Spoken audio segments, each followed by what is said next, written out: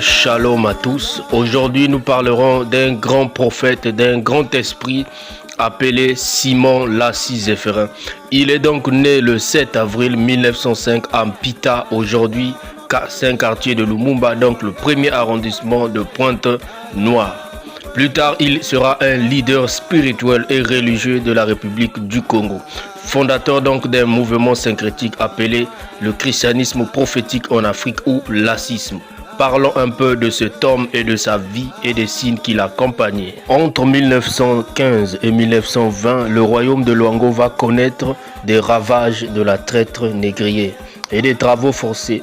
Lassi et son frère s'exilent au Congo belge, donc actuel RDC, dans les années 1920.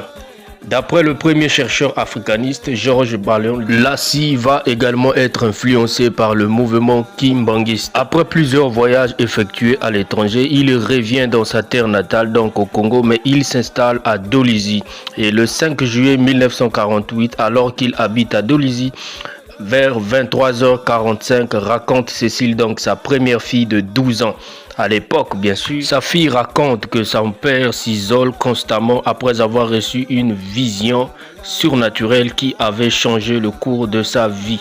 À la sortie de son programme, il déclare avoir reçu deux principales recommandations divines qui sont de parcourir le Congo français, le Congo Brazzaville et le Congo belge, donc actuel RDC, pour susciter des disciples. Cette mission divine va marquer le début d'un grand ministère des signes et des prodiges et prophétiques. Donc après avoir fait 5 ans d'incubation en isolation spirituelle de 1948 à 1953, il lance son message révolutionnaire en 1955 où il attire plus de 4500 fidèles. La renommée des signes et miracles qu'il manifeste traverse les frontières de l'Afrique et va jusqu'en Inde, suscitant ainsi de nombreuses invitations et donnant lieu à des grands témoignages, miracles et prophéties. En 1968, un grand maître yogi Siri Chouani Valda de religion hindoue ayant entendu parler du prophète congolais Lassi-Zéphérin l'invite en Inde.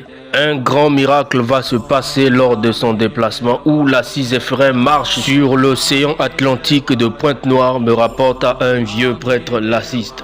Donc il piétine l'océan pour se rendre en Inde où il y avait plus de 30 spiritistes, plus de 30 prêtres venus du monde entier. En effet, il était parti en Inde pour capturer un serpent qui faisait rage à l'époque, un serpent à plusieurs têtes appelé sirène, car plusieurs prêtres, qu'ils soient catholiques ou hindouistes, n'ont pas réussi à le capturer. À son arrivée, lors de la pratique, il entre dans l'eau après plus de 2 heures passées à essayer de capturer cette sirène et il réussit, d'où on lui donnera le titre de Siri Seigneur, roi des Indes, un signe qui a marqué son époque. Notez également qu'il prophétise sur plusieurs événements du pays, notamment la prise de pouvoir de Massamba Deba avant le coup d'état de Marien Ngouabi. Un autre témoignage serait qu'un jour il marchait avec ses disciples et la pluie vint. Et il dit à la pluie, nous devons avancer et toi reste derrière. La pluie se dirigea derrière eux jusqu'à leur arrivée. Notez qu'il a accompli ce genre de miracle